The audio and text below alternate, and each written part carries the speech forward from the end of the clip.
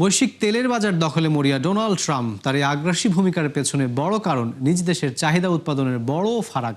অন্যদিকে যুক্তরাষ্ট্রের পরিশোধন ব্যবস্থাও নির্ভরশীল কানাডা এবং মেক্সিকোর মতো ভারী তেল শিল্পের দেশগুলোর উপর।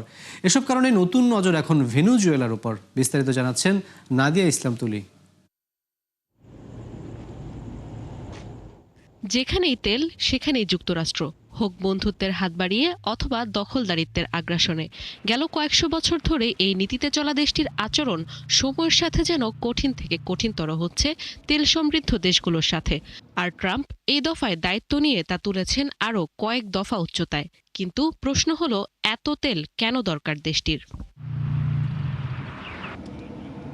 বিভিন্ন তথ্য উপাত্ত বলছে, যানবাহন, বিদ্যুৎ উৎপাদন আর কলকারখানা চালাতে দেশটির প্রতিদিন জ্বালানি প্রয়োজন ১৯ মিলিয়ন ব্যারেল, বিপরীতে নিজস্ব উৎপাদন ১৩ মিলিয়ন। ফলে বাকি অংশের জন্য নির্ভর করতে হয় অন্য দেশগুলোর উপর।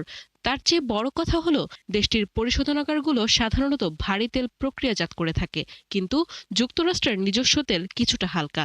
এ কারণে মজুত থাকার পরেও তাকে তাকিয়ে থাকতে হয় পাশের দুই দেশ কানাডা ও মেক্সিকোর দিকে। কানাডা কিংবা মেক্সিকোর সাথে নানা কারণে সম্পর্ক টানাপোড়েন ট্রাম্প সরকারের। তাই ভারী তেলের জন্য দেশটির কাছে দুর্বল শক্তির উৎস হিসেবে ভেনেজুয়েলা দখল ছিল তুলনামূলক সহজ।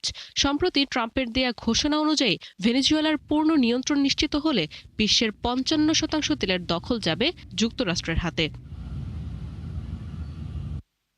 তেল নির্ভর রাজনীতির শক্তিশালী গোড়াপত্তন শুরু হয় ৭০-এর দশকে পেট্রোডলার চালুর মাধ্যমে। এতে শক্তিশালী হয় মার্কিন মুদ্রা, আর এই নীতির বিরোধিতা করায় ভুগতে হয় ইরাক ও লিবিয়াকে। রয়টার্সের তথ্যমতে বর্তমানে তেল বাণিজ্যের ৮০% হচ্ছে ডলারে।